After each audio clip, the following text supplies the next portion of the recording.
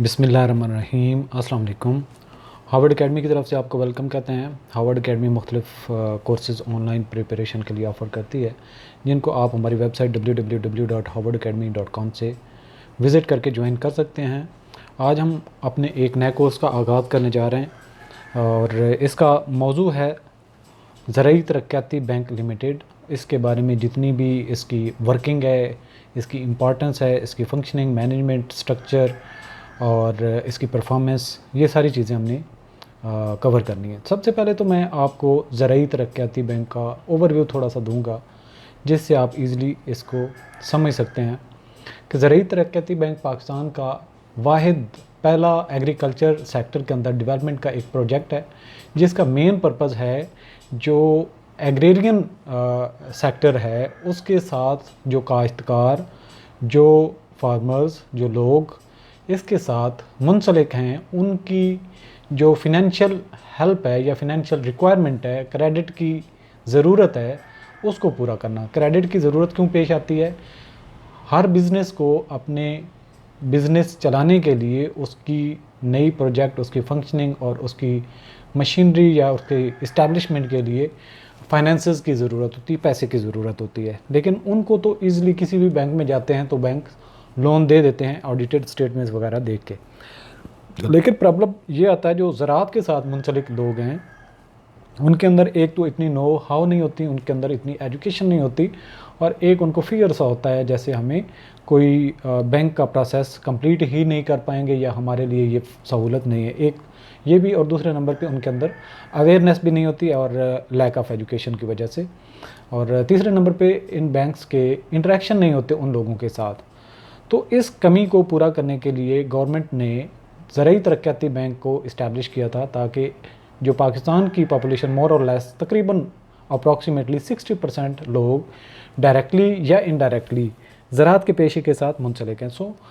एक तो उनकी फ़िनेंशियल रिक्वायरमेंट को पूरा करना, दूसरा उस फिनेंशियल रिक्वायरमेंट पूरी करने से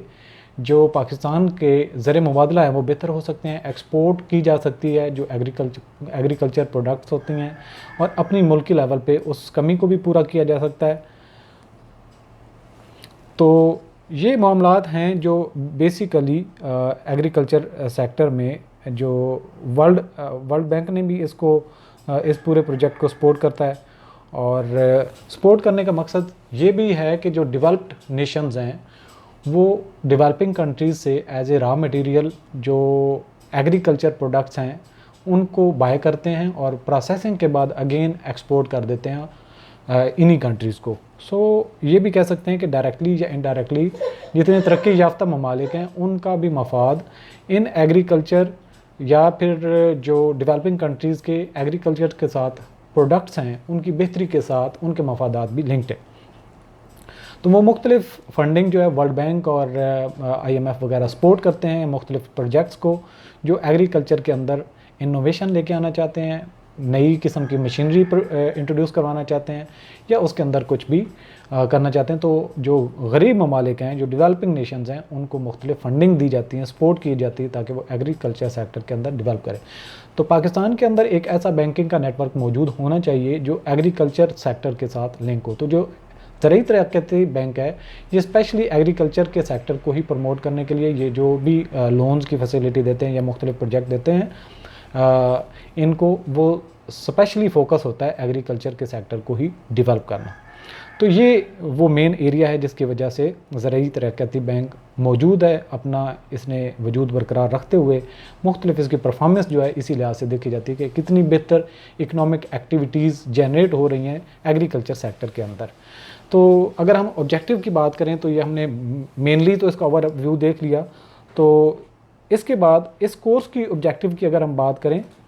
तो इसमें हम तो एक देखेंगे ZTBL का जो स्ट्रक्चर है, इसकी मैनेजमेंट है, इसकी फंक्शनिंग है, इसने अब तक अचीवमेंट क्या की हुई है और इसकी अहमियत क्या है, मुख्तलिफ कौन कौन से ये लोन्स हैं जो अपने जो इनके क्लाइंट्स हैं उनको मुहैया करते हैं। तो ये कोर्स एक लर्निंग के बाद एक स्टूडेंट के लिए जो एग्रीकल्चर का स्टूडेंट है उसके लिए भी हेल्पफुल है, और अगर आप ZTBL में कोई जॉब करना चाहते हैं इंक्लूडिंग डायरेक्टर, ऑफिसर ग्रेड 1, 2, 3, और एज ए एडिटर अगर आप काम करना चाहते हैं तो ये कोर्स आपके लिए मुफीद है, आपकी हेल्प करेगा। तो ZTBL जैसे कि आपको बताया कि एग्रीकल्चर डेवलपमेंट बैंक पाकिस्तान में ये पहला वो एक प्रोजेक्ट था जिसको लॉन्च किया गया, और इसका मेन मकसद है एग्रीकल्चर सर्विसेज, स्पेशली जो विलेज में रहने वाले काश्तकार हैं, जो डायरेक्टली या इनडायरेक्टली ज़मींदार हैं और अपनी ज़मीनों के अंदर मुख्तलिफ़ एग्रीकल्चर के जो फसलों के साथ साथ और भी कोई प्रोजेक्ट करना चाहते हैं, जैसा कि अब तो वेयर हाउस टाइप बनाए जाते हैं जो अपनी प्रोडक्ट्स को सेव कर लेते हैं और लेटर ऑन उसको सेल करते हैं, और कई सारी चीज़ें जो पहले आज से मौजूद नहीं थी, मशीनरी वगैरह, तो उनको बहुत सारी दुश्वारी थी। तो ये जो कमी पूरी करने के लिए एग्रीकल्चर डेवलपमेंट प्रोग्राम जो लॉन्च किए गए, और ये इंस्टीट्यूट जो है या एक जो बैंक है ZTBL ज़राई तरक्याती बैंक, ये अपनी खिदमत सरअंजाम देता है। ज़राई तरक्याती bank limited ZTBL erstwhile agriculture development bank of Pakistan ADBL is the premier financial institution geared towards the development of agriculture sector through provision of financial services and technical know-how। दो चीज़ें इनकी मेन है, फिनेंशियल सर्विसेज पैसा देना, बाकी technical कि उस ज़मीन के अंदर कौन सी फसल हो सकती है, उसको कैसे बेहतर तरीके से हैंडल किया जा सकता है, और मेन पर्पज़ क्या है, एग्रीकल्चर के सेक्टर को डेवलप करना, और उस डेवलपमेंट में जितनी भी फंडिंग की रिक्वायरमेंट है या फाइनेंसेस की हेल्प की ज़रूरत है वो मुहैया करना इसका काम है। अब कारपोरेट लेवल पे इसका जो विज़न है एक बिज़नेस के तौर पे, तो वो विज़न क्या है, dedicated to serve the needs of the farming community, यानी कि जो काश्तकार लोग हैं उस कम्युनिटी की जो पैसे की ज़रूरत है उसको पूरा करना, उनको फिनेंशियल प्रोडक्ट्स जो हैं लोन की शक्ल में, क्रेडिट की शक्ल में मुहैया करना, और टेक्निकल एक्सपर्टीज़ जो है कौन सी फसल होनी चाहिए, फसल के शुरू में उसको कैसे हैंडल करना है, उसकी कब पानी देना चाहिए, कितनी पानी के तरीक़ेकार हैं, कैसे उसको जो मुख्तलिफ़ प्रोजेक्ट लॉन्च करके जो पानी का ज़ाया है उसको बचा जा सकता है, अच्छा सीड इस्तेमाल किया जाता है, सीड की प्रिजर्वेशन कैसे पॉसिबल हो सकती है, और जब फसल उगेगी तो उसके जो कीड़े मकोड़े आते हैं या उनके अंदर मुख्तलिफ जो बीमारियां हैं उनको कैसे आप जो है इन टाइम ट्रीटमेंट कर सकते हैं, ये टेक्निकल सर्विसेज आएंगी। और टेक्निकल सर्विस जब वो चाहते होंगे या उसको अप्लाई करना चाहते हैं तो उनको अगेन पैसे की ज़रूरत होगी, तो उसमें पैसा भी उनको लोन की शक्ल में देना। और ये इसका मेन मकसद क्या है कि अपन जो पाकिस्तान की एग्रीकल्चर सेक्टर है उसको इस तरह बेहतर करना ताकि वो दूसरे ममालिक के साथ कम्पिटिटिव और सस्टेनेबल बेसिस पे कम्पीट कर सके और अच्छी प्रोडक्ट हासिल की जा सके। सिस्टम कन्वीनियंट होना चाहिए, एफिशिएंट हो और प्रोफेशनल मैनर से एग्रीकल्चर के एरिया को हैंडल किया जा सके। ये बैंक अपना जो काश्तकार हैं उनके साथ मिल के बेहतर से बेहतर करने की कोशिश में लगा रहता है, और यही इसकी कोशिश है कि जो एग्रीकल्चर के अंदर लोग हैं, फार्मिंग के अंदर उनकी जो दुश्वारियां हैं, पैसे की कमी है वो पूरी की जाए, टेक्निकल जो नॉलेज की कमी है उसको पूरा किया जाए, और अपनी जो प्रोडक्ट्स हैं, फसलें हैं, उनको बेहतर तरीके से इस तरीके से उगाया जाए कि वो मुल्की लेवल पे भी कमी को पूरा करें और इस हद तक अच्छी प्रोडक्ट्स हों कि हम उनको एक्सपोर्ट भी कर सकें। तो ये कारपोरेट विजन के साथ मिशन क्या है, to play effective role in the promotion of economic growth, यानी कि जितनी अच्छी फसलें होंगी तो इकोनॉमिक ग्रोथ भी होगी, मुल्क के अंदर उतनी ही चीज़ें ज़्यादा बेहतर होंगी, और वही चीज़ जो हमें बाद में इंपोर्ट करना पड़ती है अगर अच्छी फसल नहीं होती, तो उससे एक तो हमें जब इंपोर्ट करते हैं डॉलर्स की शक्ल में हमारा जो इन्वेस्टमेंट है वो आउटफ्लो होती है, उससे बोझ पड़ता है रुपए पे, रुपए की कदर कम होती है। ये भी एक पर्पज़ है, एक अच्छी इकोनॉमिक एक्टिविटी होगी, GDP इंक्रीज़ होगा, लोगों की जो लिविंग स्टैंडर्ड है वो बेहतर किया जा सकता है, जो न्यूट्रिशन की मसाइल हैं अच्छी खुराक मुहैया की जा सकती है by enhancing the availability of credit to the agriculture sector. ये जो इकोनॉमिक एक्टिविटी को ग्रो करना है ये कैसे पॉसिबल है, जो एग्रीकल्चर सेक्टर के अंदर उन लोगों को पैसे की ज़रूरत है उस पैसे की कमी को लोन की शक्ल में पूरा किया जाता है through reliable access to sustainable financing, यानी कि वो लोन के ऐसे प्रोजेक्ट्स लेके आना, ऐसे ऐसे पैकेज लेके आना जो आम काश्तकार आसानी से जाके ले सकता है और उसको वन विंडो ऑपरेशन के ज़रिए से ही लोन दे दिया जाए बजाय इसके कि वो चक्कर पे चक्कर लगाता रहे। स्पेशल लैंडिंग प्रोग्राम्स किए गए हैं, टेक्निकल असिस्टेंस इनको एक्सटेंड की जाती है ये, और इसके अलावा अदर जो प्रोडक्ट्स एंड सर्विसेज हैं, and to promote career development opportunities for increasing professionalism and technical proficiencies of the employees, यानी कि जो एग्रीकल्चर सेक्टर के अंदर या फिर ZTBL के अंदर जितने एम्प्लॉयज़ हैं उनकी ट्रेनिंग अच्छे तरीके से करना, ताकि वो जो जिस भी उसको एरिया पे लगाया गया है या जो उसको टास्क दिया गया है वो अच्छी काउंसलिंग कर सकें काश्तकारों की, उनकी अच्छी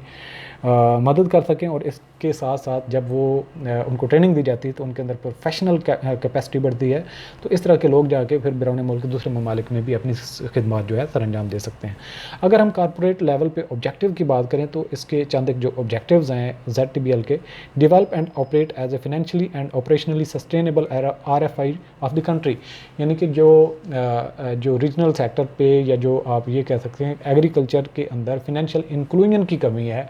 फिनेंशियल इंक्लूजन में ये आता है कि जब पैसे की ज़रूरत हो, आपके पास अर्निंग और सेविंग नहीं भी तो भी आपको वो मुहैया हो सके, गवर्नमेंट के ऐसे इदारे मौजूद हों जो आपको लोन की सहूलत मुहैया करते हों और आप उस पैसे को कहीं पे इन्वेस्ट करके अपनी मेहनत करके फिर अगेन वो लोन जो है पे बैक कर सकें। तो मेन एक ये भी मकसद है कि जो एग्रीकल्चर सेक्टर में काश्तकार हैं जिनको पैसे की कमी है और अपनी फसल सही तरीके से ग्रो नहीं कर सकते, और बाद बात ऐसा भी होता है कि ज़मीनें उनकी खाली पड़ी रहती हैं क्योंकि पैसा नहीं होता लगाने के लिए, इसलिए वो बेचारे हैंड टू माउथ गुजारा करते रहते हैं। तो इस कमी को या इस डेफिशिएंसी को भी पूरा करना ताकि ज़मीनें बंजर या खाली ना पड़ी रहें बल्कि उनको बेहतर किया जा सके और जो बंजर पड़ी हैं उनको आबाद किया जा सके। इसके अलावा असिस्ट रूरल कम्युनिटी, जो कम्युनिटी है रूरल, जो देहातों में लोग रहने वाले हैं उनके अंदर अवेयरनेस नहीं है, नो हाउ नहीं है, वो बैंक के साथ डील करने में थोड़ा सा कतराते हैं कि लोन वगैरह इतना ज़्यादा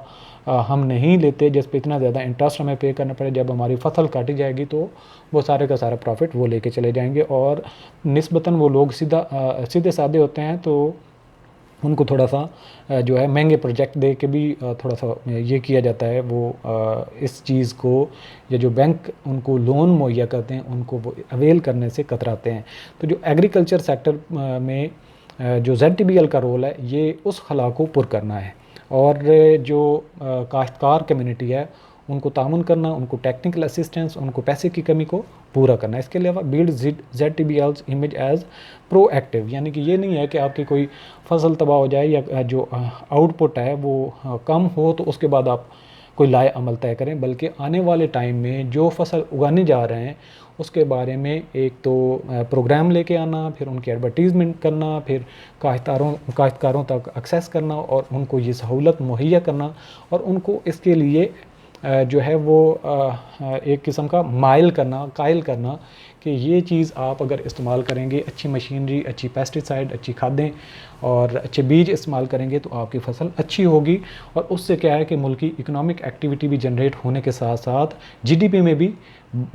जो बढ़ावा मिलता है। इसके अलावा open up it's venue of operation, यानी कि जो सिर्फ़ और सिर्फ आप लिमिटेड एरिया तक महदूद ना रहें इसके जो ZTBL का ऑपरेशन है, बल्कि दूरस्थ जो इलाके हैं जहाँ पे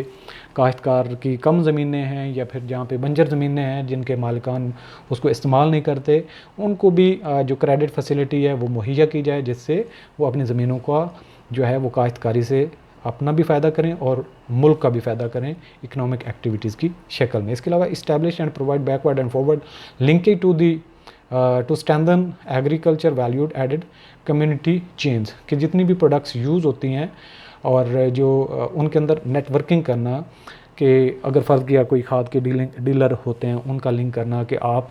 यहाँ के जितने के एरिया के काश्तकार लोग हैं उनको खाद वगैरह मुहैया करें, हम उनकी जगह पे आपको पेमेंट कर देंगे। तो इससे क्या होता है कि जो इस तरह के प्रोडक्ट सेल करते हैं उनका भी बिज़नेस चलता है, एग्रीकल्चर भी बेहतर होती है और ZTBL भी अपना रोल अदा करता है। इसके अलावा एंगेज इन पब्लिक में एंगेज होना इनका मेन मकसद है और लोगों को जो सर्विसेज या जो टाइम वो इस्तेमाल कर रहे हैं उसको बेहतर तरीके से आउटपुट हासिल कर सकें और अल्टीमेटली जो कास्ट सेविंग प्रोजेक्ट लेके आना कि कास्ट आपकी कम होती जाए और आपकी प्रोडक्ट बढ़ती जाए, इस तरीके से लोगों को